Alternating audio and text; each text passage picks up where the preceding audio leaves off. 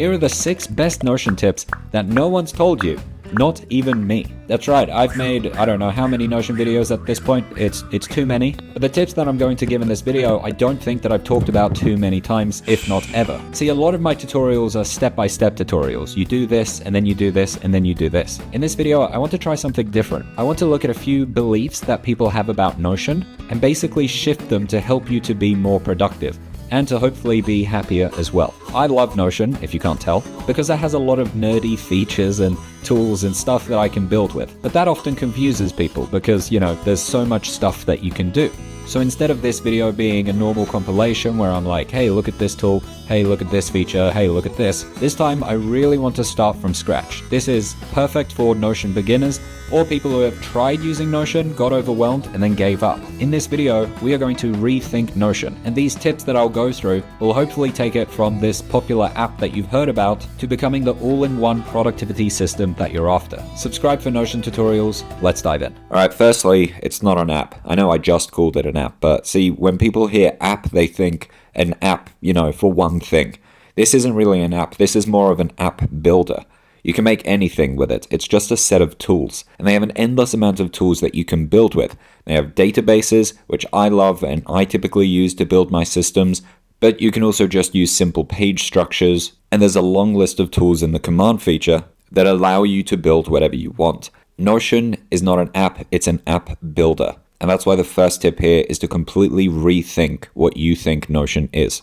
Now, if you're watching this and you're not a big Notion user already, you're probably using normal document systems or a notes app, or maybe even sticky notes, something like that, for tracking and writing your to-do lists. So the natural instinct when you start to play around with Notion is to use simple numbered lists or simple dot point lists. The problem with this is you're not actually upgrading your to-do list there. You might as well then use a sticky note system or whatever you were using before. See, the real skill that you want to learn in Notion is databases. If you can start thinking in databases, you unlock a lot more control and specificity. Now, it doesn't have to look like a boring database list that you're probably picturing, like a table view. In Notion, you can actually use a bunch of different views. When I say database, you could be viewing it as a map. You could view it as a gallery. There's a bunch of different options here. But what databases have, instead of normal numbered lists or to-do lists, is the ability to filter, sort, and group your information. So this doesn't just have to be your task list, but this is a great place to start. I'll put a link in the description to a beginner-friendly tutorial on that, and I'll also put a link in the description to my Notion course. If you've tried Notion and found that it's not that all-in-one app that you're looking for, it's probably because you haven't mastered databases yet. This takes it from a good productivity app to, in my opinion, the best. Speaking of, this next tip is crucial to understand. See, what most people do when starting to use this app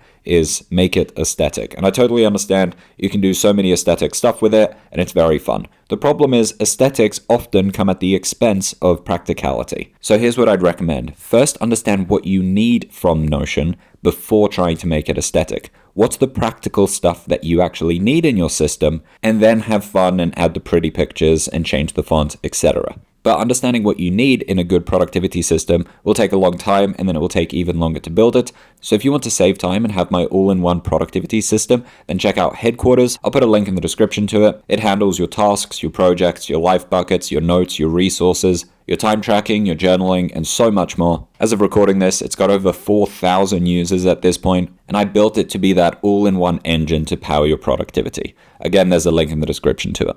Alright, this next tip is one you might not expect me to say, but basically, you don't need to use every feature. I don't use roll-ups very much, for example. I don't use the ID feature, for example. And most people fall into this trap of constantly building out their system because Notion is constantly updating, which is awesome, obviously. But then they get really overwhelmed with this long list of possibilities. Basically, if a feature is useful to you, then use it, but don't feel the need to use every single feature that comes out. Otherwise, you spend more time trying to update your system than actually being productive. All right, for this next one, listen up. If you are doing this, trust me, your life will become so much easier if you actually use this rule. Don't separate the same thing. Tasks, habits, journal, fitness tracking, etc. They are all different types of tasks.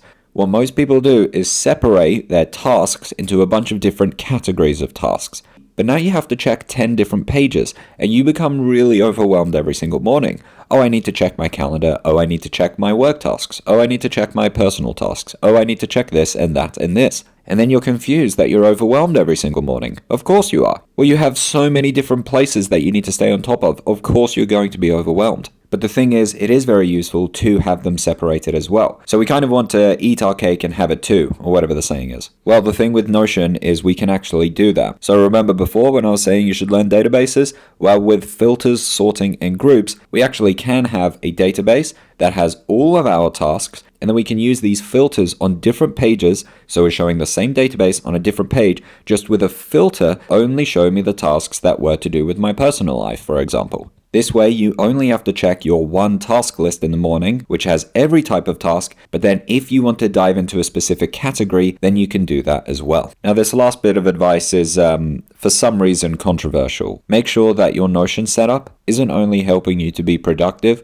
but it's also helping you to be happy. Often, us productivity enthusiasts focus so much on how can I be more productive, which is great, obviously, but you also want to ensure that your workspace is making you happy. And there's a bunch of ways that you can implement this into Notion. My personal favorite way is my dynamic journaling feature inside of Headquarters, which basically allows me to reflect on my week by seeing my real data. Another thing is the page that tracks my personal stuff. That way I can see, hey, am I actually doing anything personal? Am I seeing friends, for example? Am I seeing my family enough? Etc. I hope you found these tips useful. If you want to check out Headquarters and see the full tour, then click on this video here. I hope Notion helps you with your productivity and your happiness. Thanks for watching.